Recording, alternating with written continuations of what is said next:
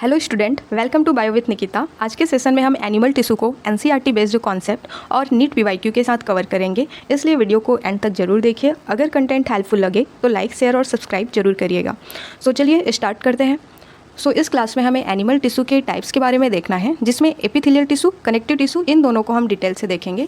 और बाकी जो मस्कुलर टिश्यू और नर्वस टिश्यू है, इसके बारे में इनके लिए पर्टिकुलर चैप्टर बना हुआ है, वहाँ पे हम डिटेल से डिस्कस करेंगे। ठीक है, तो स्टार्ट करते हैं कि टिश्यू क्या है, व्हाट इज टिश्यू। तो टिश्यू क्या है? ग्रुप ऑफ द सेल है जिनकी ओरिजिन सिमिलर है, फंक्शन सिमिलर है और इनका जो स्ट्रक्चर है वो सिमिलर हो भी सकता है एंड नहीं भी हो सकता है। ठीक है, so this is the tissue.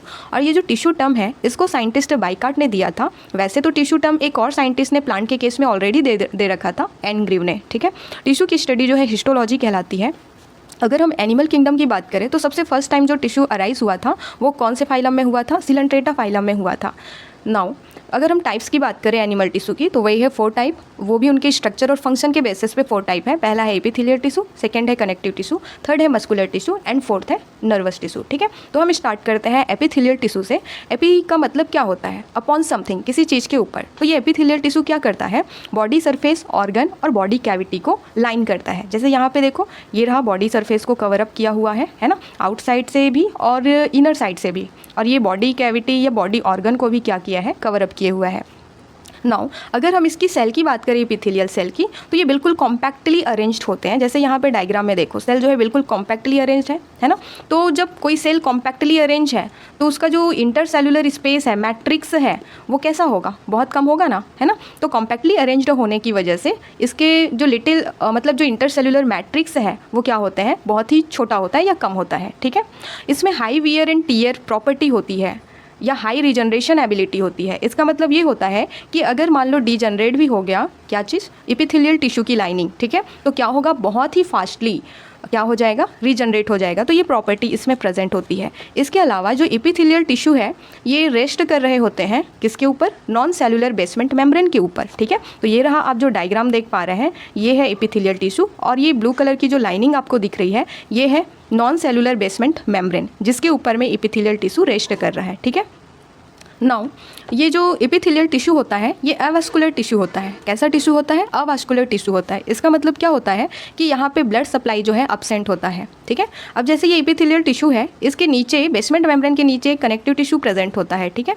तो जो ब्लड सप्लाई है केवल कनेक्टिव टिश्यू तक होता है, बाकी एपिथेलियल टिश्यू वाले पोर्शन पे नहीं होता, इसलिए ये अवास्कुलर टिश्यू या ब्लड सप्लाई यहाँ पे अब्सेंट होता है। ठीक है, नेक्स्ट चीज़ कि जब आप एपिथेलियल टिश्यू को देखोगे ना, तो इसका एक तो फ्री सरफेस आपको देखने को मिल रहा है। ठीक है, और दूसरा बेसल सरफेस देखने को मिल रहा है। तो इसका जो फ्री सरफेस है वो एक्सटर्नल इन्वायरमेंट और बॉडी फ्लड को क्या करता है? फेस करता है। ठीक है, जैसे यहाँ डायग्राम में देखो कि ये रहा आउटसाइड, यहाँ पे जैसे कवर किए हुआ है, तो एक तो ये किसको फेस कर रहा है? आउटर इन्वायरमेंट को या एक्सटर्नल इन्वायरमेंट को फेस कर रहा है। और ये जो इनर साइड वाला है ये बॉडी फ्लड को क्या कर रहा है? उसके कॉन्टेक्ट में है या उसको फेस कर रहा है। ठीक है, और जो दूसरा बेसल सरफेस है वो बेसमेंट मेम्ब्रेन के कॉन्टेक्ट में होता है। ठीक है, नाउ अब हम बात करते हैं टाइप्स ऑफ एपिथेलियल टिश्यू के। तो एपिथेलियल टिश्यू 2 तरह के होते हैं, एक होता है सिंपल एपिथेलियम, दूसरा होता है कंपाउंड एपिथेलियम।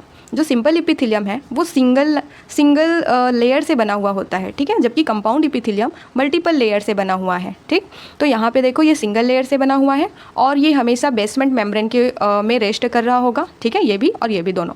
इसका फंक्शन क्या होता है कंपाउंड एपिथेलियम का? प्रोटेक्शन करना, जस्ट लाइक हमारा स्किन। ठीक है, और जो सिंपल एपिथेलियम है इसका क्या काम होता है? बॉडी कैविटी, डक्ट, ट्यूब्स को लाइन करना या कवर अप करना। ठीक है, अब ये जो सिंपल एपिथेलियम है ये फर्दर 5 कैटेगरी में डिवाइडेड है या फर्दर इसके टाइप्स है। कौन कौन सा है? एक है स्क्वामस, दूसरा है क्यूबॉइडल, थर्ड है कॉल्यूमनर, फोर्थ है सिलिएटेड एंड फिफ्थ है ग्लैंडुलर। ठीक है, squamous, cuboidal, columnar, ciliated and glandular. तो 1 बाय 1 हम सबको देखते हैं। और यहाँ पे बेसिकली क्वेश्चन क्या चीज़ से बनता है? ये टिश्यू जस्ट लाइक मान लो स्क्वामस एपिथेलियम है, ये कौन से लोकेशन में है बॉडी के, है ना। सिलिएटेड कौन से लोकेशन में है बॉडी के, तो ऐसा क्वेश्चन पूछा जाता है। तो आपको फोकस करना है या याद रखने की कोशिश करना है कि वो कौन से लोकेशन में प्रेजेंट है। ठीक है, सो स्टार्ट करते हैं हम सिंपल एपिथेलियम का टाइप। सबसे पहले देखते हैं स्क्वामस। स्क्वामस एपिथेलियम जो है भाई सिंपल का टाइप है तो सिंगल लेयर से ही बना होगा और इसके नीचे क्या प्रेजेंट होगा? बेसमेंट मेम्ब्रेन प्रेजेंट होगा।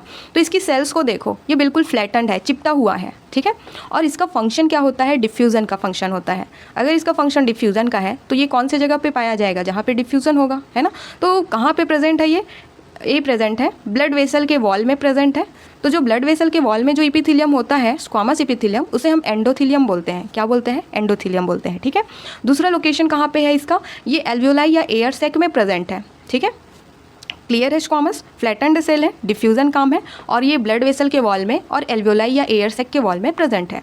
नाउ सेकेंड टाइप देखते हैं सिंपल इपिथीलियम का, क्यूबॉइडल। ठीक है, क्यूबॉइडल इपिथीलियम। तो ये जो क्यूबॉइडल इपिथीलियम है, इसका जो सेल्स है बिल्कुल क्यूब लाइक होता है, और कुछ सेल में भी कुछ में क्यूबॉइडल सेल्स में क्या हो सकते हैं? माइक्रोविलाई प्रेजेंट हो सकते हैं। ठीक। तो इसके सेल क्यूब लाइक होते हैं। इसका फंक्शन क्या होता है? सिक्रीशन और एब्जॉर्प्शन का। क्या फंक्शन होता है? सिक्रीशन एंड एब्जॉर्प्शन का। तो ये कहाँ पे लोकेटेड होगा? डक्ट ऑफ ग्लैंड, मतलब ग्लैंड के डक्ट में प्रेजेंट है। इसके अलावा जो नेफ्रॉन का ट्यूब्युलर पार्ट है ना, जैसे पीसीटी वगैरह हो गया, डीसीटी हो गया, तो वहाँ पे प्रेजेंट होता है ये। इसके अलावा ये पीसीटी ऑफ नेफ्रॉन, नेफ्रॉन का जो पीसीटी है उसके इपिथीलियम में माइक्रोविलाई प्रेजेंट होता है। क्या प्रेजेंट होता है? जो पीसीटी है नेफ्रॉन का, उसके इपिथीलियम में माइक्रोविलाई प्रेजेंट होता है, जैसे यहाँ पे डायग्राम में बनाया है। ठीक है। तो माइक्रोविलाई प्रेजेंट होता है, तो वहाँ की इपिथीलियम को हम क्या बोलते हैं? Brush border epithelium. एक्चुअली यहाँ पे ये होना चाहिए ब्रश बॉर्डर क्यूबॉइडल इपिथीलियम। ठीक है। अब ये माइक्रोविलाई होने का क्या बेनिफिट है? माइक्रोविलाई होने का काम ये है कि ये एब्जॉर्प्शन के लिए सरफेस एरिया को क्या करेगा? इंक्रीज कर देता है। ठीक है। तो माइक्रोविलाई का यही फायदा है। तो क्यूबॉइडल जो है क्यूब लाइक सेल्स हैं, फंक्शन इसका सिक्रीशन और एब्जॉर्प्शन है। लोकेशन क्या है? ग्लैंड की डक्ट में, और नेफ्रॉन की जो ट्यूब्युलर पार्ट है वहाँ पे प्रेजेंट है। इसके अलावा जो नेफ्रॉन का पीसीटी है वहाँ पे माइक्रोविलाई प्रेजेंट होता है इपिथीलियम में, जिसे हम ब्रश बॉर्डर क्यूबॉइडल इपिथीलियम बोलते हैं, जिसका काम होता है एब्जॉर्प्शन के लिए सरफेस एरिया को इंक्रीज करना। ठीक है। थर्ड टाइप है सिंपल इपिथीलियम का, कॉल्यूमनर इपिथीलियम। ठीक है। तो इसके जो सेल्स होते हैं ये टॉल और स्लेंडर सेल्स होते हैं। ये दिख रहे हैं, टॉल एंड स्लेंडर सेल्स हैं, और इसमें जो न्यूक्लियस होता है ये बिल्कुल बेस पे प्रेजेंट होता है। तो इसका इसमें माइक्रोविलाई भी प्रेजेंट होते हैं इस तरह से, और इसका भी फंक्शन होता है सिक्रीशन एंड एब्जॉर्प्शन का। क्या फंक्शन होता है? सिक्रीशन एंड एब्जॉर्प्शन का, और इसका लोकेशन होता है इनर वॉल या inner lining of stomach and intestine. ठीक है, जो कि आपको याद रखना है। ठीक। तो तीनों देख लिया आपने, स्क्वामस, क्यूबॉइडल एंड कॉल्यूमनर। तो स्क्वामस का फंक्शन था डिफ्यूजन, क्यूबॉइडल और कॉल्यूमनर का क्या फंक्शन है? सिक्रीशन और एब्जॉर्प्शन का फंक्शन है, और कौन से लोकेशन में है ये आपको याद रखना है। नाउ नेक्स्ट टाइप देखते हैं ciliated epithelium and glandular epithelium. तो सिलिएटेड इपिथीलियम और कुछ नहीं बल्कि जो क्यूबॉइडल इपिथीलियम देखा और कॉल्यूमनर इपिथीलियम देखा, उसी में अगर सिलिया प्रेजेंट है तो उसी को हम बोल देते हैं सिलिएटेड इपिथीलियम। क्या बोलेंगे उसी को? Ciliated epithelium. ठीक है। इसका फंक्शन क्या होता है? अगर सिलिया प्रेजेंट है तो क्या काम करेगा? मूव करवाएगा। तो ये क्या चीज़ को मूव करवाता है? Moves particles and mucus in particular direction, है ना, पार्टिकल या म्यूकस है, उसको एक पर्टिकुलर डायरेक्शन में मूव करवाता है। तो ये कहाँ पे प्रेजेंट होता है? एक तो ब्रोंक्यूल में प्रेजेंट है, ब्रोंक्यूल में प्रेजेंट है। तो ब्रोंक्यूल में प्रेजेंट है तो वहाँ पे क्या काम करेगा? जस्ट लाइक हम ब्रीथ कर रहे हैं। ठीक है। और जब ब्रीथ कर रहे हैं तो मान लो कोई डस्ट पार्टिकल इंटर कर गया हमारे रेस्पिरेटरी ट्रैक्ट में, तो उसको भाई बाहर तो निकालना होगा ना, है ना। तो ये क्या करता है कि जो ब्रोंक्यूल में सिलिएटेड इपिथीलियम है ये क्या काम करता है? ये जो भी डस्ट पार्टिकल है, म्यूकस है, उसको फेरिंग्स की ओर मूव करवाता है। ठीक। दूसरा लोकेशन ये कहाँ पे प्रेजेंट है? फैलोपियन ट्यूब में। ठीक है। कहाँ पे प्रेजेंट है? फैलोपियन ट्यूब में। तो फैलोपियन ट्यूब में ये क्या काम करता है? जैसे ओवम ओवरी से रिलीज़ हुआ और फिमरी ने उसको रिसीव किया, उसके बाद फैलोपियन ट्यूब में जब गया तो भाई फर्टिलाइजेशन होना है ना, तो वहीं पे तो नहीं रह जाएगा ओवम जो है ना, आगे भी तो उसको इम्प्लांटेशन के लिए जाना होगा। तो ये सिलिएटेड इपिथीलियम जो होता है फैलोपियन ट्यूब में वही मूव करवाता है। ठीक है। तो क्लियर है सिलिएटेड इपिथीलियम आपको कि इसका मतलब जो क्यूबॉइडल और कॉल्यूमनर है उसमें सिलिया हो तो सिलिएटेड इपिथीलियम बोलेंगे। इसका काम होगा किसी पार्टिकल को या म्यूकस को पर्टिकुलर डायरेक्शन में मूव करवाना। इसका लोकेशन दो जगह है, एक तो ब्रोंक्यूल है या इनर पार्ट ऑफ ब्रोंक्यूल बोल सकते हैं, या और फैलोपियन ट्यूब में प्रेजेंट होता है। नेक्स्ट टाइप है सिंपल इपिथीलियम का टाइप, वो है ग्लैंडुलर इपिथीलियम। तो ये इसमें भी क्या होता है? जो क्यूबॉइडल और कॉल्यूमनर जो इपिथीलियम देखा हमने वही स्पेशलाइज होकर के, मतलब सिक्रीशन के लिए वो स्पेशलाइज हो जाते हैं, तो उसे हम बोलते हैं ग्लैंडुलर इपिथीलियम। अब ये जो ग्लैंडुलर इपिथीलियम है दो तरह के हो सकते हैं, एक हो सकता है यूनिसेल्युलर, दूसरा हो सकता है मल्टीसेल्युलर। अगर यूनिसेल्युलर है तो भाई वो आइसोलेटेड ग्लैंडुलर सेल से बना होगा ना, ठीक है। और इसका बेस्ट एग्जाम्पल है जो आपको याद रखना है, वेरी इंपॉर्टेंट, गॉबलेट सेल। तो जो गॉबलेट सेल है ये एलिमेंट्री कैनाल में पाया जाता है और ये म्यूकस सिक्रीट करता है। क्या सिक्रीट करता है? म्यूकस सिक्रीट करता है, ठीक है। मल्टी सेलुलर का एग्जाम्पल है, मल्टी सेलुलर जो ग्लैंड होंगे वो क्या होगा? क्लस्टर ऑफ सेल्स या फिर बहुत सारे सेल से बना होगा। फॉर एग्जाम्पल एनसीईआरटी जो देती है वो है सैलिवरी ग्लैंड। नाउ जो ग्लैंडुलर इपिथीलियम है वो सिक्रीशन के बेस पे, मतलब वो क्या सिक्रेट कर रहा है उसके बेस पे ये दो तरह के हैं, एक है एक्सोक्राइन ग्लैंड और दूसरा है एंडोक्राइन ग्लैंड। ठीक है, तो जो एक्सोक्राइन ग्लैंड की क्या खासियत होती है कि वो जो भी चीज़ रिलीज़ करता है, मतलब हार्मोन को छोड़ के वो कोई भी चीज़ अगर सिक्रेट करता है तो वो अपनी डक्ट में करता है और अपने टारगेट ऑर्गन या सेल्स को पहुंचा देता है। ठीक है, मतलब हम ये बोल सकते हैं एक्सोक्राइन ग्लैंड जो है जिसके पास डक्ट प्रेजेंट है और उसका जो टारगेट सेल है वो टारगेट सेल जो है पास में ही होता है जो ग्लैंड है उसके। ठीक है, ये क्या क्या चीज़ें सिक्रेट कर सकता है, जैसे ऑयल सिक्रेट कर सकता है सलाइवा सैलिवरी ग्लैंड के द्वारा, एंजाइम जो है सिक्रेट कर सकता है, टीयर्स जो है सिक्रेट कर सकते हैं, एंड स्वीट सिक्रेट कर सकते हैं। तो जस्ट लाइक कुछ एग्जांपल है ग्लैंड में, एक्सोक्राइन ग्लैंड में डाइजेस्टिव ग्लैंड, सीबेसियस या oil gland, and sweet gland या इसी को हम सुडोरीफेरस ग्लैंड बोलते हैं। ठीक है, तो ये बात हुई हमारी एक्सोक्राइन ग्लैंड के बारे में। एंड बात करते हैं एंडोक्राइन ग्लैंड के बारे में। तो ये क्या होता है, डक्टलेस ग्लैंड होता है। ठीक है, इसके पास खुद का अपना कोई डक्ट नहीं है, तो इसलिए अपना सिक्रीशन जो है कहाँ सिक्रेट करता है, ब्लड फ्लो में सिक्रेट करता है। ठीक है, उसके बाद ये ब्लड फ्लो के थ्रू इसके टारगेट सेल तक पहुँच जाता है और इसका जो टारगेट सेल होता है ना ये मतलब दूर प्रेजेंट होता है। ठीक, तो यहाँ पर हम बोल सकते हैं कि एंडोक्राइन ग्लैंड जो है डक्टलेस ग्लैंड है और ये अपना सिक्रेशन डायरेक्टली ब्लड में सिक्रेट करता है और इसका जो target cell could be far away from the gland से दूर प्रेजेंट होता है या लोकेटेड होता है। और इसका जो सिक्रीशन है वेरी इंपॉर्टेंट, इसका सिक्रीशन क्या कहलाएगा, हार्मोन कहलाएगा। तो कुछ एग्जांपल्स है यहाँ पे एंडोक्राइन ग्लैंड का, pituitary gland, pineal gland, thyroid gland, parathyroid gland, adrenal gland etcetera. ठीक है, तो ये सब एग्जाम्पल हो गए एंडोक्राइन ग्लैंड के बारे में। तो हमने यहाँ पे जो इपिथेलियल टिश्यू का टाइप से देखा, सिंपल इपिथेलियम ये हमने कवर अप किया, जिसमें हमने squamous, cuboidal, columnar, ciliated, glandular ये सब देखा और इसका पर्टिकुलर लोकेशन की कौन सा इपिथेलियम कहाँ पे प्रेजेंट है ये हमने देखा। ठीक है, अब हम बात करते हैं कंपाउंड इपिथेलियम के बारे में। तो कंपाउंड इपिथेलियम जो है आपने ऑलरेडी देखा है कि ये कितने लेयर से बना होता है, मल्टीपल लेयर से बना होता है या मल्टी लेयर्ड होता है। ठीक है, इस तरह से मल्टी लेयर्ड प्रेजेंट होते हैं और इसका जो सबसे इनर मोस्ट लेयर या फिर ये बोल सकते हैं जो इसका डीपेस्ट लेयर है केवल यही बेसमेंट मेम्ब्रेन में रेस्ट कर रहा है। ठीक है, और इसका फंक्शन क्या होता है, इसका फंक्शन होता है जो भी केमिकल मैकेनिकल स्ट्रेस है उससे प्रोटेक्ट करना। ठीक है, और इसका बहुत ही कम रोल होता है सिक्रीशन और एब्जॉर्प्शन में, जबकि हमने क्या देखा जो सिंपल इपिथेलियम था उसका मेजॉरिटी रोल था सिक्रीशन और एब्जॉर्प्शन में। ठीक है, लेकिन यहाँ पे कंपाउंड इपिथेलियम का बहुत कम रोल होता है सिक्रीशन और एब्जॉर्प्शन में। ये कहाँ कहाँ पे प्रेजेंट होता है या इसका लोकेशन क्या है, ये बक्कल कैविटी में प्रेजेंट होता है, फैरिंग्स में प्रेजेंट होता है, सैलिवरी ग्लैंड में प्रेजेंट होता है, डक्ट में, ड्राई सरफेस ऑफ स्किन में प्रेजेंट होता है, इसके अलावा मॉइस्ट सरफेस में भी होता है, इनर लाइनिंग ऑफ डक्ट में होता है और पैंक्रियाटिक डक्ट में प्रेजेंट होता है। ठीक है, नाउ अब हम बात करते हैं सेल जंक्शन के बारे में।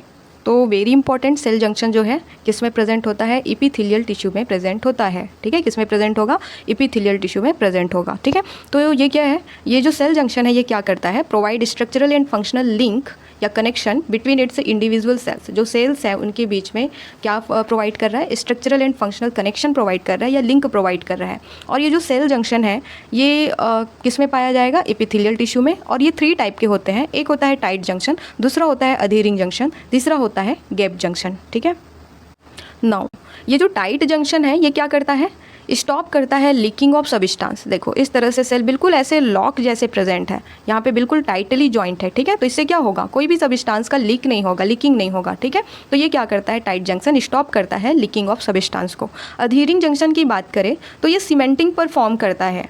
सीमेंटिंग मतलब बिल्कुल एक सेल को दूसरे सेल से जोड़ के रखता है, नाइबरिंग सेल से जोड़ के रखता है। ठीक है, तो ये अधीरिंग जंक्शन हो गया। गैप जंक्शन की बात करें तो ये क्या करता है, इसमें जो 2 सेल है आपस में साइटोप्लाज्मिक कनेक्शन के द्वारा कनेक्टेड होता है। ठीक है, जिसकी वजह से एक सेल दूसरे सेल से कम्युनिकेशन करता है और यहाँ पे इसकी वजह से क्या होगा, रैपिड ट्रांसफर होगा किसी आयन का, स्मॉल मॉलिक्यूल का या मे भी हो सकता है लार्ज मॉलिक्यूल का। तो ये क्या प्रोवाइड कर रहा है, जो गैप जंक्शन है कम्युनिकेशन प्रोवाइड कर रहा है, रैपिड ट्रांसफर प्रोवाइड कर रहा है आयंस, स्मॉल मॉलिक्यूल और लार्ज मॉलिक्यूल को। ठीक है, अब इतना पढ़ने के बाद इसको मैंने एक चार्ट बना दिया है जिसमें जो चीज़ आपको याद रखनी है। ठीक है, अब जैसे एनिमल टिश्यू हमने देखा, 2 types, simple epithelium and compound epithelium tissue. ठीक है, तो यहाँ पे सिंपल में हमने स्क्वामस देखा, कहाँ कहाँ पे प्रेजेंट है देखा, वॉल ऑफ ब्लड वेसल में प्रेजेंट है एंड लंग की जो एयर सेक है या एल्वियोलाई है वहाँ पे प्रेजेंट है। कॉल्यूमनर एपिथेलियम की बात करें तो ये कहाँ पे प्रेजेंट था, lining of stomach and intestine पे प्रेजेंट था ये।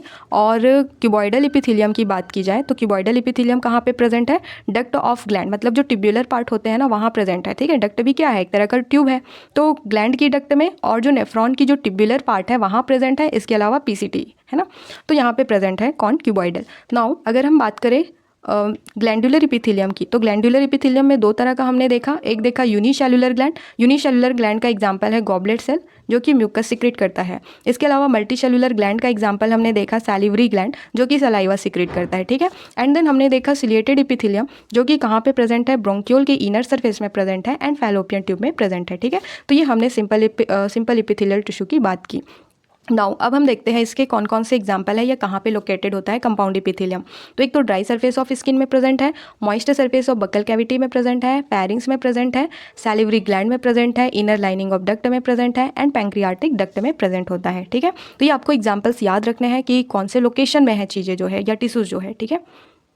नाउ अब हम इस सिंपल इपिथेलियल टिश्यू से रिलेटेड जो है PYQ देखने वाले हैं जो नीट में आए हुए हैं, ठीक है। तो इसको सॉल्व करने के लिए आपको क्या करना है, थोड़ी देर आप पॉज करेंगे एंड इसके आंसर कौन से हैं आप देखेंगे एंड देन फिर एक्सप्लेनेशन सुनेंगे, ठीक है। तो स्टार्ट करते हैं। इसमें बोला है मैच करने को, तो देखते हैं क्या आएगा। सबसे पहले दे यहाँ पे यूनिसेलुलर ग्लैंडुलर इपिथेलियम, तो यूनिसेलुलर ग्लैंडुलर इपिथेलियम कहाँ पे आएगा, goblet cell of alimentary canal, ठीक है। कंपाउंड इपिथेलियम की बात करें तो ये कहाँ पाया जाएगा, देखो मैच करो, moist surface of buccal cavity. And multicellular glandular epithelium बोला गया है तो इसमें आ जाएगा salivary gland. And endocrine glandular epithelium बोला है तो ये कहाँ आएगा, पैंक्रियास। अब यहाँ पे मैच करो, ए का कौन सा आएगा, 3, ये देखो इसी ऑप्शन में दिख रहा है, तो इसका आंसर जो हो जाएगा सी होगा, ठीक है। क्वेश्चन नंबर 2 देखते हैं, इसमें भी मैच करना है आपको। तो देखो स्क्वामस इपिथेलियम कहाँ पाया जाएगा, जहाँ पे डिफ्यूजन होता है और यहाँ पे ब्लड वेसल दिया है, ठीक है। तो ए का 3rd आ जाएगा।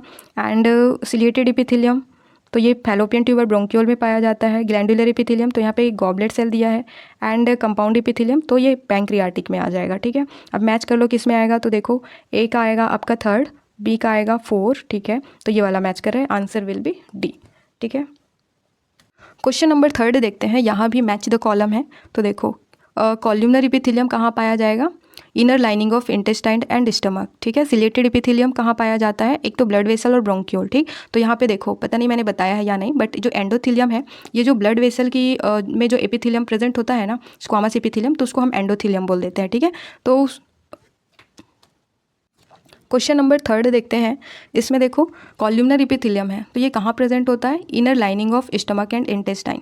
सिलेटेड इपिथेलियम ये कहाँ प्रेजेंट होता है, जहाँ पे पार्टिकल म्यूकस को पर्टिकुलर डायरेक्शन में मूव कराना हो, फैलोपियन ट्यूब एंड ब्रोंकियोल में। तो यहाँ पे देखो ब्रोंकियोल दिया है, ठीक है, ये हो जाएगा। स्क्वामस इपिथेलियम कहाँ पाया जाता है, जहाँ पे डिफ्यूजन हो, तो ये रहा एंडोथेलियम। पता नहीं मैंने बताया है या नहीं आपको, ये जो एंडोथेलियम है ये क्या होता है, जो ब्लड वेसल में स्क्वामस एपिथेलियम होता है ना, उसी को बोल देते हैं हम एंडोथेलियम, ठीक है। इसके अलावा क्यूबॉइडल एपिथेलियम तो ये डक्ट वाले जगह पे प्रेजेंट होता है, तो यहाँ पे डक्ट ऑफ ग्लैंड दिया है। अब देखो कौन सा मैच कर रहा है, तो ए का यहाँ पे क्या आ जाएगा, 2nd, ठीक है। तो ए का 2nd, बी का 3rd, ओके, एंड सी का 4, ठीक है, एंड डी का 1, ठीक। तो आंसर विल बी डी।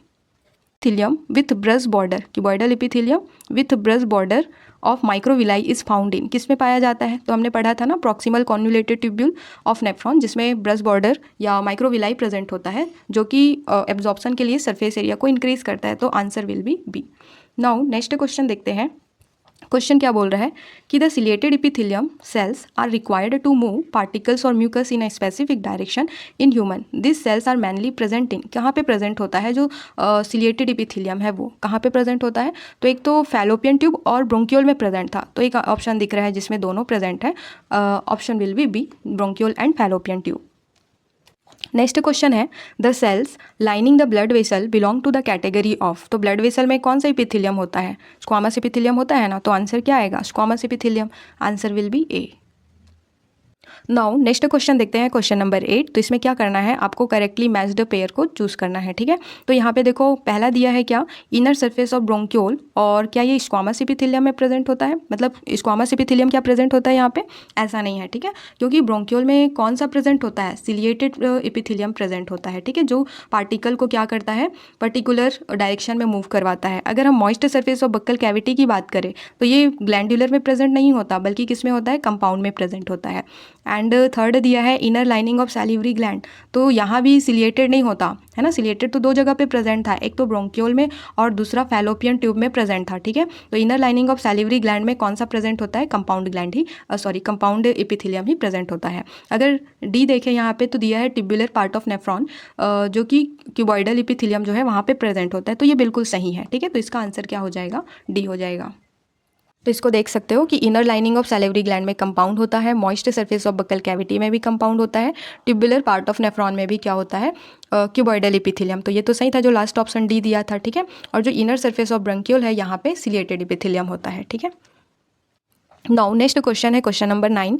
यहाँ पे बोल रहा है the epithelial tissue present on the inner surface of bronchiole and fallopian tube. तो वो कौन सा होता है, क्यूबॉइडल होता है क्या, नहीं। ग्लैंडुलर ये भी नहीं होता, स्क्वामस ये भी नहीं होता, तो कौन सा होता है, आंसर सी, सिलिएटेड होता है, ठीक है। तो इसका आंसर सी हो जाएगा।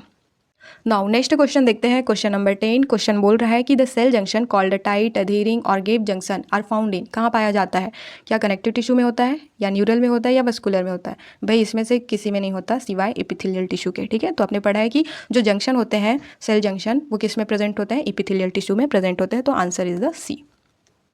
अब देखो सेल जंक्शन से ही रिलेटेड एक और क्वेश्चन है, in which one of the following preparations are you likely to come across cell junction most frequently. अब बताओ इसमें से सेल जंक्शन किस में आएगा, क्या थ्रोम्बोसाइट में आएगा, no.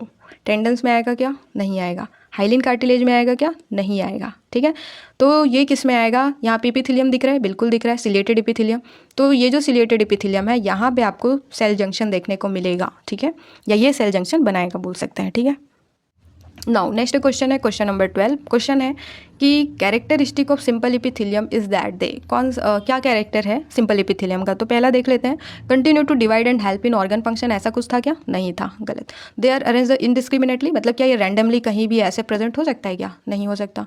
They make a definite layer, बिल्कुल सही, ये एक डेफिनेट लेयर बनाता है बॉडी सरफेस पे, बॉडी ऑर्गन्स पे, ठीक है। So answer will be C. तो ये रहा आंसर सभी क्वेश्चन के, आप चाहो तो मैच कर सकते हो, ठीक है। सो यहाँ तक हमने एपिथेलियल टिश्यू जो है कंप्लीट किया। अब हम सेकेंड टाइप पे आएंगे, किसमें, कनेक्टिव टिश्यू में।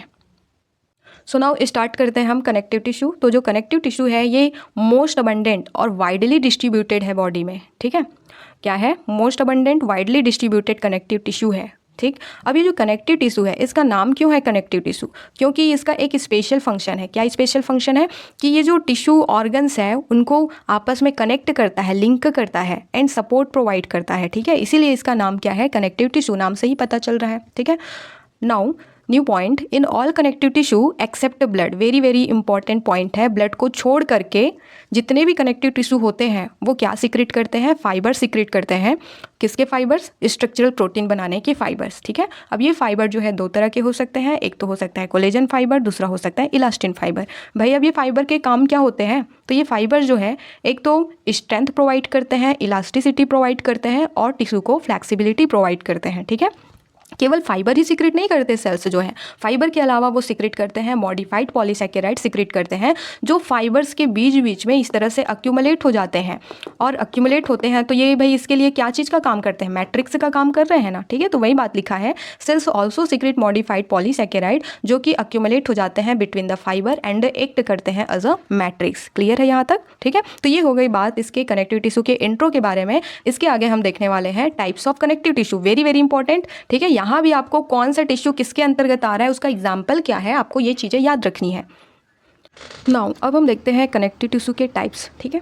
तो कनेक्टिव टिश्यू के टाइप्स में एक तो होता है लूज कनेक्टिव टिश्यू, क्या होता है, लूज कनेक्टिव टिश्यू। दूसरा होता है डेंस कनेक्टिव टिश्यू। तीसरा होता है स्पेशलाइज्ड कनेक्टिव टिश्यू, ठीक है। तो लूज के अंतर्गत क्या आता है, areolar and adipose tissue. Very very important, यहाँ से भी क्वेश्चन आता है कि एरियोलर जो है कौन सी टिश्यू का पार्ट है, लूज या डेंस या स्पेशलाइज्ड, ठीक है। तो ऐसा टाइप का क्वेश्चन भी बनता है, ठीक।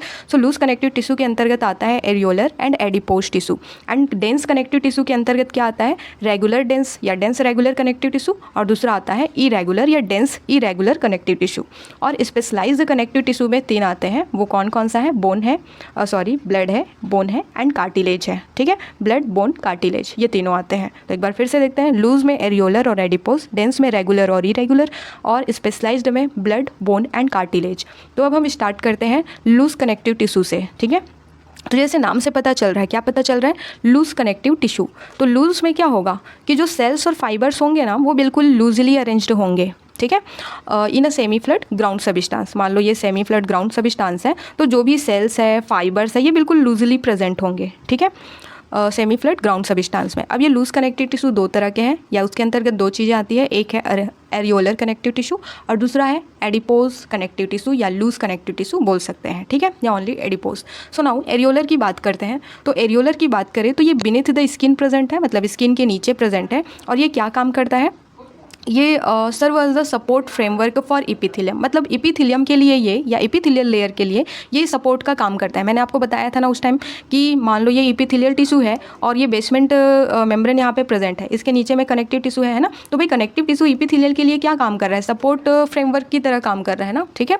अब ये जो एरियोलर कनेक्टिव टिश्यू है इसमें क्या चीज़ें प्रेजेंट होती है, एक तो फाइब्रोब्लास्ट प्रेजेंट होता है, मैक्रोफेज प्रेजेंट होता है और मास्ट सेल प्रेजेंट होता है, ठीक है। तो यहाँ पे डायग्राम देख लेते हैं, ये डायग्राम वेरी इंपॉर्टेंट है, ये क्वेश्चन में आया भी है एक बार, ठीक है। तो यहाँ पे देखो, ये जो आपको रेड कलर का स्ट्रक्चर दिख रहा है ये मैक्रोफेज है, एंड यहाँ पे देखो आप, ये जो थोड़ा सा ग्रीनिश येलो ग्रीनिश टाइप का दिख रहा है तो ये फाइब्रोब्लास्ट है। फाइब्रोब्लास्ट है मतलब फाइबर बनाने वाला, ठीक है। और यहाँ पे देखो ये जो ब्लू वाली लाइनिंग दिख रही है, सॉरी ये येलो वाली ब्लू वाली है ना, तो ये क्या है, कोलेजन फाइबर है, ठीक। ये वाला देखो कोलेजन फाइबर, एंड ये वाला जो सेल आप देखो ये क्या है, मास्ट सेल है, ठीक। तो ये हो गया एरियोलर कनेक्टिव टिश्यू के बारे में। अभी ये कंप्लीट नहीं हुआ है, अभी थोड़ा सा इसका फंक्शन है जो एनसीईआरटी में नहीं दिया है, बट थोड़ा सा हम देखते हैं इसको, ठीक है।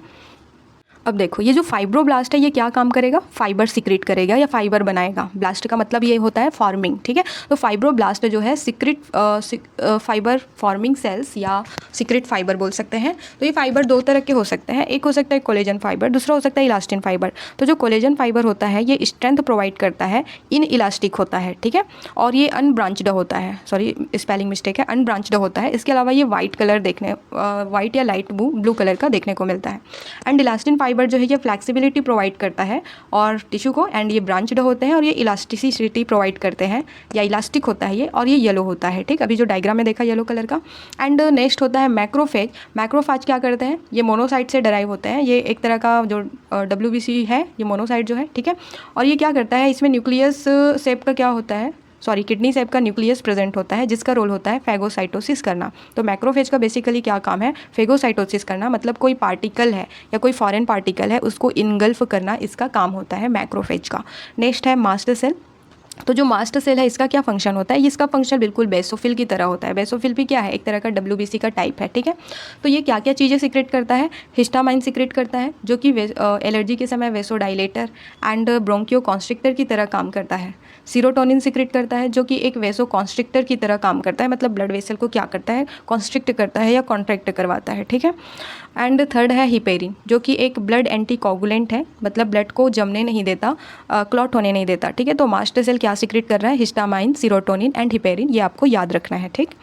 नाउ तो ये बात हो गई एरियोलर लूज कनेक्टिव टिश्यू के बारे में। अब हम देखते हैं एडिपोज टिश्यू के बारे में। तो ये भी स्किन के नीचे प्रेजेंट होता है, और ये जो है इसके सेल्स जो है स्पेशलाइज हो जाते हैं फैट को स्टोर करने के लिए। किसको स्टोर करने के लिए स्पेशलाइज हो जाता है, फैट को स्टोर करने के लिए। तो इसमें होता क्या है कि जो भी एक्सेस न्यूट्रिएंट होते हैं जिसको हम इमीडिएट यूज़ नहीं करते हैं ना, तो उसको पहले फैट में कन्वर्ट कर लिया जाता है, फिर जो फैट स्टोरिंग जो एरिया होता है वहाँ पर स्टोर कर लेता है, ठीक है। तो एडिपोज टिश्यू स्किन के नीचे प्रेजेंट है और ये फैट को स्टोर करने के लिए स्पेशलाइज हो जाता है, और जो एक्सेस न्यूट्रिएंट होते हैं जो कि तुरंत यूज़ नहीं होते उसको पहले फैट में कन्वर्ट कर लिया जाता है, एंड देन उसको स्टोर करके रख लेता है, ये जो एडिपोज टिश्यू है, ठीक है। तो यहाँ पे आप डायग्राम में देखोगे ये रहा फैट स्टोरेज एरिया या फैट ग्लोब्यूल प्रेजेंट होता है, ठीक है। और इस सेल में देखो ये रहा न्यूक्लियस भी प्रेजेंट है, ठीक। तो इस तरह से ये एडिपोज टिश्यू है। तो आपको याद रखना है कि लूज कनेक्टिव टिश्यू में एरियोलर आते हैं और एडिपोज। एरियोलर के पास कुछ चीज़ें हैं जैसे फाइब्रोब्लास्ट फाइबर बनाने वाला, मैक्रोफाज जो कि फॉरेन पार्टिकल को इनगल्फ करता है, मास्ट सेल जो कि हिपेरिन, सीरोटोनिन और हिस्टामाइन सिक्रेट करता है। ये चीज़ आपको याद रखना है, ठीक है। एक चीज़ और, जैसे भाई एरियोलर स्किन के नीचे प्रेजेंट है तो ये किसको किससे जोड़ रहा है, स्किन मतलब क्या, इंटेग्यूमेंट को मसल से जोड़ रहा है ना भाई, ठीक है। इंटेग्यूमेंट को मसल से जोड़ रहा है, मसल से जोड़ रहा है। और ये एडिपोज टिश्यू है और ये भी स्किन के नीचे प्रेजेंट है, तो ये इंटेग्यूमेंट को किससे जोड़ रहा है, इंटेग्यूमेंट को फैट स्टोरेज या एडिपोज टिश्यू से क्या कर रहा है, जोड़ रहा है, या फैट स्टोरेज एरिया या सेल से जोड़ रहा है बोल सकते हैं, ठीक है। तो ये आपको याद रखना है। नाउ नेक्स्ट देखते हैं हम डेंस कनेक्टिव टिश्यू। तो पहला लूज हो गया, अब आते हैं डेंस पे। तो डेंस में क्या होता है, जैसे लूज में बिल्कुल फाइबर और जो फाइब्रोब्लास्ट थे वो क्या थे, लूजली अरेंज थे।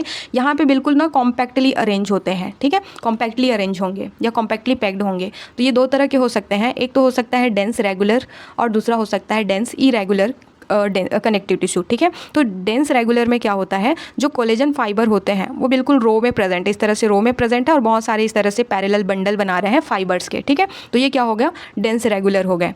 और दूसरा आता है डेंस इरेगुलर। इसमें क्या होता है कि जो इसमें जो है फाइब्रोब्लास्ट होते हैं, ये जो आपको दिख रहा है ये सब फाइब्रोब्लास्ट है, ठीक है। Has a fibroblast and many fibres होते हैं, ये सब क्या है, फाइबर्स प्रेजेंट है, मोस्टली कोलेजन फाइबर, जो कि ओरिएंटेड डिफरेंटली, देख रहे हो आप, ये इनका ओरिएंटेशन या डिफरेंटली लोकेटेड है, ठीक है। तो इस तरह से ये डेंस इरेगुलर है, मतलब इसका कोई पर्टिकुलर अरेंजमेंट नहीं है, कोई ऐसा बैठ रहा है तो कोई ऐसा, इस तरह से, ठीक है। तो ये डेंस इरेगुलर हो गए, ठीक। अब हम देखते हैं इन दोनों में क्या क्या चीज़ें आती है। तो देखो, डेंस रेगुलर में आ जाता है टेंडन्स और लिगामेंट। क्या आ जाता है डेंस रेगुलर में, टेंडन्स और लिगामेंट। और डेंस इरेगुलर में क्या आता है, ये डेंस इरेगुलर जो है स्किन रीजन में प्रेजेंट होता है।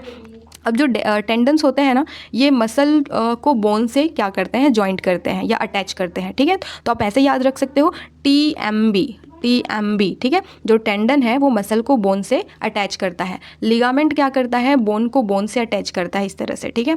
तो LBB आप इस तरह से याद रख सकते हो, TMB and LBB, ligament bone को बोन से अटैच करता है, ठीक। तो डेंस रेगुलर में टेंडन और लिगामेंट, डेंस इरेगुलर में आया क्या चीज़, स्किन रीजन में ये प्रेजेंट होता है। इतनी बातें आपको याद रखनी है। तो देखो, यहाँ तक हमने अभी तक कनेक्टिव टिश्यू का हमने दो टाइप डिस्कस कर लिया, loose connective tissue and dense connective tissue. Loose में हमने एरियोलर और एडिपोज देखा और डेंस कनेक्टिव टिश्यू में रेगुलर और इरेगुलर देखा, ठीक है। तो रेगुलर डेंस कनेक्टिव टिश्यू में क्या देखा हमने, टेंडन्स और लिगामेंट के बारे में बात किया। इरेगुलर जो है स्किन वाले रीजन में प्रेजेंट होता है, ये बात किया, ठीक है। अब हम आएंगे स्पेशलाइज्ड कनेक्टिव टिश्यू, जिसमें हम ब्लड वाले पोर्शन को, जो ह्यूमन फिजियोलॉजी है वहाँ पर डिटेल से बात करते हैं इसके बारे में। और अभी हम फिलहाल जो है बोन और कार्टिलेज के बारे में बात करेंगे, ठीक है। नाउ तो हम बात करते हैं कार्टिलेज के बारे में, ठीक है। तो ये जो कार्टिलेज है ये क्या है, सॉलिड और प्लेएबल इंटरसेल्युलर मटेरियल है, ठीक है। सॉलिड एंड प्लेएबल, प्लेएबल मतलब थोड़ा सॉफ्ट, मतलब इसको अगर हम प्रेस करें तो ये मोल्ड हो सकता है, क्या हो सकता है, मोल्ड हो सकता है, ठीक है। तो ये कार्टिलेज जो है सॉलिड प्लेएबल इंटरसेल्युलर मटेरियल है। और इसका जो सेल होता है कार्टिलेज का, उसे हम क्या बोलते हैं, कॉन्ड्रोसाइट बोलते हैं। जो कॉन्ड्रोसाइट है वो क्या है, कार्टिलेज का सेल, उसको कॉन्ड्रोसाइट बोलते हैं, ठीक है। और एक वर्ड आता है कॉन्ड्रोब्लास्ट। तो ब्लास्ट का मतलब क्या होता है, फॉर्मिंग या फॉर्मेशन, ठीक है। तो जो कार्टिलेज फॉर्मिंग सेल्स है उसे हम कॉन्ड्रोब्लास्ट बोलते हैं, ठीक है। और ये जो मोस्टली जो कार्टिलेज होते हैं एम्ब्रियो में, मतलब बहुत ज़्यादा कार्टिलेज होते हैं मोस्टली, ठीक है। लेकिन जैसे जैसे एडल्ट आते जाता है, मतलब एज बढ़ते जाता है, तो वो बोन में क्या होता है, रिप्लेस हो जाता है। इसके अलावा ये जो कार्टिलेज है ये कहाँ प्रेजेंट होता है, नोज के टिप में प्रेजेंट होता है, आउटर ईयर या ईयर पिन्ना में प्रेजेंट होता है। इसके अलावा जो वर्टिब्रल कॉलम के जो जॉइंट्स होते हैं वहाँ प्रेजेंट होता है, और लिम्स और हैंड्स में प्रेजेंट होते हैं। तो देखो, ये देखो यहाँ पे कोलेजन फाइबर प्रेजेंट है इसमें, एंड कार्टिलेज सेल्स यहाँ पे प्रेजेंट है, जिसे हम कॉन्ड्रोसाइट बोलते हैं, ठीक है। तो ये हो गई बात कार्टिलेज के बारे में। ये कहाँ पे प्रेजेंट है ये बताया है, तो ये टिप ऑफ नोज़ में प्रेजेंट है, एंड यहाँ पे between bones of the hand के बीच में प्रेजेंट है, एंड यहाँ पे देखो जॉइंट, लिम्ब के जॉइंट्स में ये रहा प्रेजेंट है, एंड वर्टिब्रल कॉलम के जॉइंट में भी प्रेजेंट है कार्टिलेज। नाउ अब हम बात करते हैं बोन्स के बारे में। तो जो बोन्स का जो ग्राउंड सबस्टांस होता है वो हार्ड और प्लायबल होता है, ठीक है। हार्ड एंड प्लायबल होता है, एंड ये मतलब हार्ड होता है, इसका मतलब क्या, मतलब उसको अगर हम थोड़ा सा प्रेस भी करें तो ये मोल्ड नहीं हो सकता, जबकि कार्टिलेज क्या हो पा रहा था, मोल्ड हो पा रहा था। लेकिन जो बोन्स है ये मोल्ड नहीं हो पा रहा है, ठीक है। इसमें कैल्शियम और कोलेजन बहुत हाई अमाउंट में होता है, ठीक। जो बोन्स की सेल होती है ऑस्टियोसाइट कहलाती है। कार्टिलेज का बोन क्या कहला रहा था, कॉन्ड्रोसाइट कहला रहा था, ठीक है। वैसे ही बोन का जो सेल है ऑस्टियोसाइट कहलाता है। और जो ऑस्टियोसाइट है ना, लैक्यूनी या स्पेस में प्रेजेंट होता है, ठीक है। आगे देखेंगे इसका स्ट्रक्चर, ठीक है। और ये जो बोन्स में जो बोन मैरो प्रेजेंट होते हैं ना, वहाँ पे क्या फॉर्मेशन होता है, ब्लड फॉर्मेशन होता है या साइट ऑफ ब्लड प्रोडक्शन, ठीक। और ये जो बोन है ये क्या काम करता है, स्ट्रक्चरल फ्रेमवर्क प्रोवाइड करता है बॉडी को, ठीक। अब देखो यहाँ पे एक बोन्स लिया है हमने, उसको ट्रांसफर सेक्शन कट करके हम देख रहे हैं, तो हमको कुछ इस तरह से स्ट्रक्चर देखने को मिलेगा, जिसमें हम देख पा रहे हैं उसके सेंटर में क्या प्रेजेंट है, हैवर्सियन कैनाल प्रेजेंट है। अब ये हैवर्सियन कैनाल में जो है ब्लड, जो क्या बोलते हैं उसको, ब्लड वेसल्स एंड नर्व जो है ये कैरी करके रखता है, ठीक। अब ये जो आप देख पा रहे हो, ये जो कॉन्सेंट्रिक इस तरह से अरेंजमेंट है, ये ऑस्टियोसाइट है, मतलब बोन की सेल्स है, ठीक है। हमने अभी थोड़ी देर पहले देखा कि जो ऑस्टियोसाइट है ये एक स्पेस या लैक्यूना में प्रेजेंट होता है, ठीक है। तो ये जो ब्राउन कलर का आप देख पा रहे हो तो ये स्पेस है जहाँ पे ये येलो कलर की जो ऑस्टियोसाइट है ये प्रेजेंट है, ठीक है। तो ये स्टेलेट या स्टार शेप का सेल होता है ऑस्टियोसाइट जो है। इसके अलावा ये जो आपको इस तरह से फाइबर लाइक स्ट्रक्चर दिख रहा है इसको हम कैनालिकुलाई बोलते हैं, ठीक। और ये तो हो गया हैवर्सियन कैनाल। और ये जो पूरा सिस्टम है यहाँ तक तो इसे हम बोलते हैं ऑस्टियन या हैवर्सियन सिस्टम बोल देते हैं, ठीक है। अब जैसे हमने यहाँ पे देखो एक हैवर्सियन कैनाल हुआ और इसमें से दूसरा हैवर्सियन कैनाल, तो दो हैवर्सियन कैनाल जिस लाइन से जुड़ा हुआ होता है या जिस स्ट्रक्चर से जुड़ा होता है या ट्रांसवर्स स्ट्रक्चर से, तो उसे हम वॉकमैन कैनाल बोल देते हैं। क्या बोलते हैं? Volkmann canal. So osteocyte arrange in concentric lamella, इस तरह से कंसेंट्रिक लैमिला में अरेंज है। And one Haversian canal are connected with second Haversian canal by Volkmann canal. ये जो वॉकमैन कैनाल है ये क्या है? एक तरह का Volkmann canal are the transverse या परपेंडिकुलर कैनाल है in compact bone that connect करता है हैवर्सियन कैनाल एंड कैरी करता है ब्लड वेसल एंड नर्व्स को, ठीक है। तो ये बात हो गई बोन्स के बारे में, ठीक है। तो यहाँ तक क्लियर है आपको? तो इस तरह से हमने कनेक्टिव टिश्यू को कंप्लीट किया। तो इसमें हमने बेसिकली क्या देखा? एक हमने कनेक्टिव टिश्यू का टाइप देखा लूज कनेक्टिव टिश्यू जिसमें एरियोलर आया और एडिपोज टिश्यू आया, ठीक है। एरियोलर में हमने देखा फाइब्रोब्लास्ट प्रेजेंट था, मैक्रोफेज प्रेजेंट था, मास्ट सेल प्रेजेंट था। जो मास्ट सेल है हिस्टामाइन, सीरोटोनिन और हिपेरिन क्या करता था? सिक्रेट करता था, ठीक है। डेंस कनेक्टिव टिश्यू देखा। डेंस कनेक्टिव टिश्यू के भी फर्दर टाइप्स थे, डेंस रेगुलर और डेंस इरेगुलर। डेंस रेगुलर में इस तरह से रेगुलर अरेंज था जो फाइब्रोब्लास्ट थे, ठीक है। इसका एग्जाम्पल था टेंडेंस। टेंडेंस जो है ये क्या करता था? मसल को बोन से कनेक्ट करता था। दूसरा था लिगामेंट। लिगामेंट क्या करता है? बोन को बोन से क्या करता है? कनेक्ट करता है, ठीक है। डेंस इरेगुलर जो है स्किन रीजन में प्रेजेंट होता है। नाउ हमने देखा फिर स्पेशलाइज्ड कनेक्टिव टिश्यू जिसमें हमने कार्टिलेज और बोन के बारे में बात किया, लेकिन एक और स्पेशलाइज्ड कनेक्टिव टिश्यू है, कौन सा? ब्लड है, ठीक है। ब्लड के बारे में हम नेक्स्ट जो ह्यूमन फिजियोलॉजी है वहाँ पे डिटेल से बात करेंगे। तो इस चैप्टर में हमने बेसिकली यही चीज़ें कवर अप किया और इसका हम इस टॉपिक से रिलेटेड कनेक्टिव टिश्यू से रिलेटेड अभी नीट के PYQ देखने वाले हैं। नाउ क्वेश्चन नंबर फर्स्ट देखते हैं यहाँ पे। क्वेश्चन फर्स्ट है in which of the following connective tissue the cells secrete fibre of collagen और इलास्टिन। मतलब वो कौन कौन से कनेक्टिव टिश्यू हैं जो कि फाइबर से सीक्रेट करते हैं, ठीक है।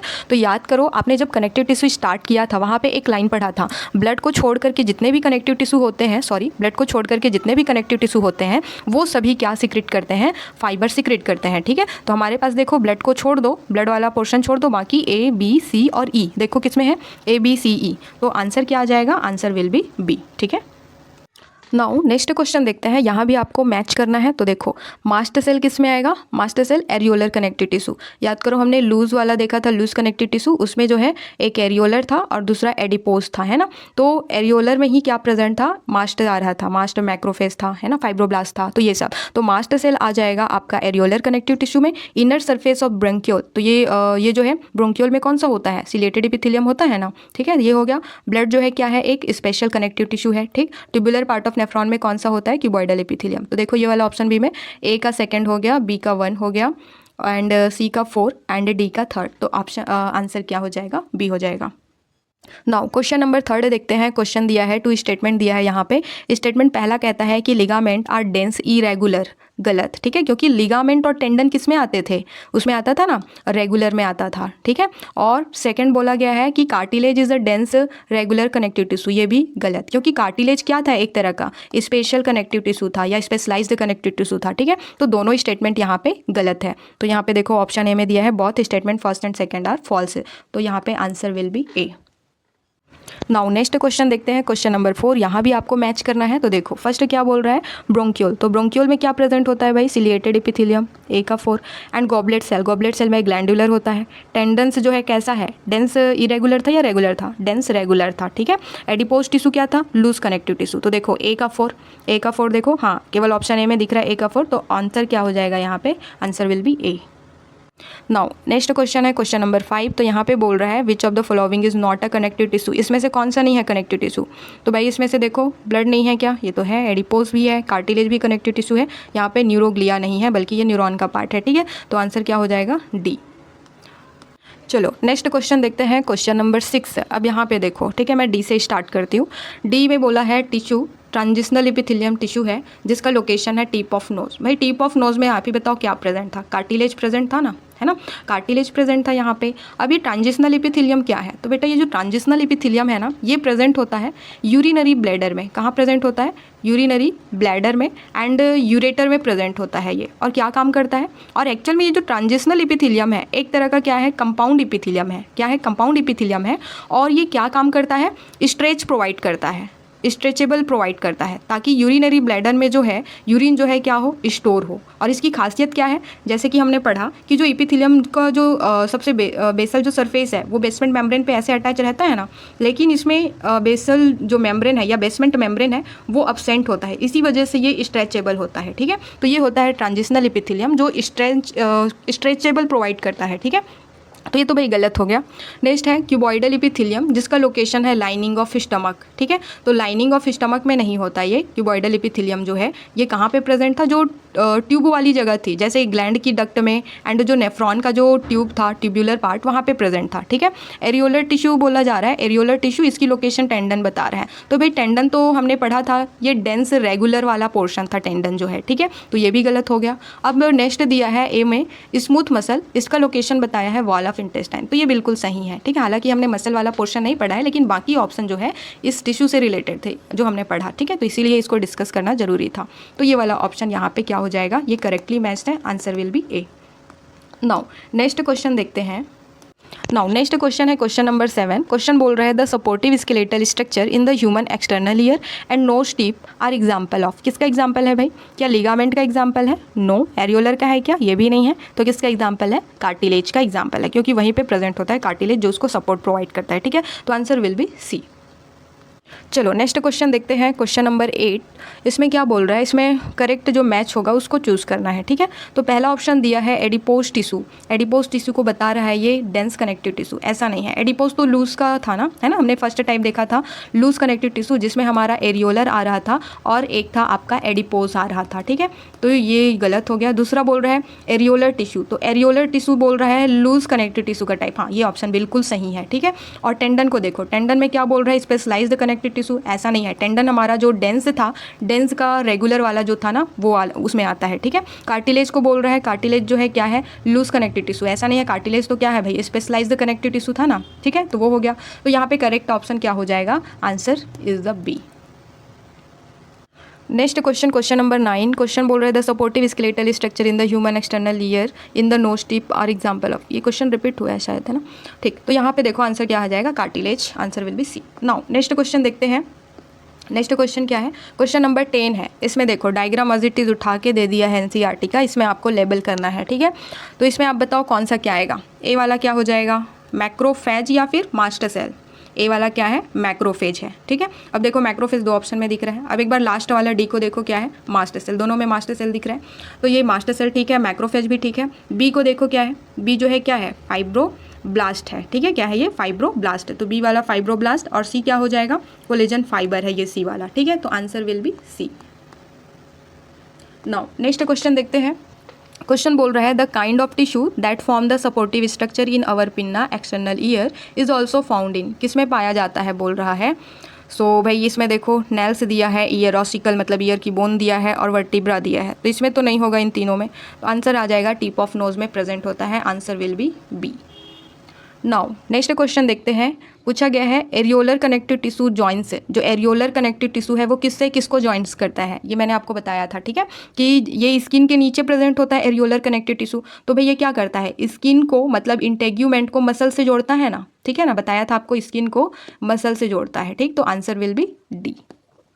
तो ये भी मुझे बता दो, बोन को मसल से कौन जोड़ता है, टेंडन, और बोन को बोन से कौन जोड़ता है, लिगामेंट। और यहाँ पे दिया है फेड बॉडी विथ मसल, ये कौन काम करता है, ये एडिपोज करता है। ठीक है, नाउ नेक्स्ट क्वेश्चन है mast cell of connective tissue contain. जो कनेक्टिव टिश्यू में जो मास्ट सेल था वो क्या क्या चीज़ें सीक्रेट कर रहा था। ठीक है, बताओ कौन सा चीज़ है। सेरोटोनिन तो ठीक है, मेलानिन नहीं था।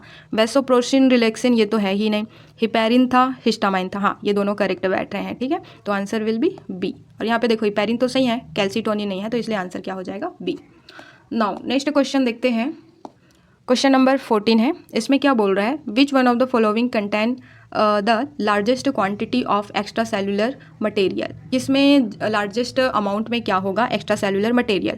तो एक बोल रहा है stratified epithelium, myelinated nerve fibre, इसकी तो बात ही नहीं हो रही, स्ट्रेटेड मसल की भी बात नहीं हो रही, ये आएगा आंसर एरियोलर टिश्यू में, है ना। तो हमने याद करो लूज में देखा था ना, लूज में क्या था, बिल्कुल जो फाइबर्स है, फाइब्रोब्लास्ट है, वो क्या थे, बिल्कुल लूजली अरेंज थे। तो भाई यहाँ पे जो एक्स्ट्रा सेलुलर मटेरियल है वो ज़्यादा है, ठीक है, तभी तो ये लूज हो रहे हैं।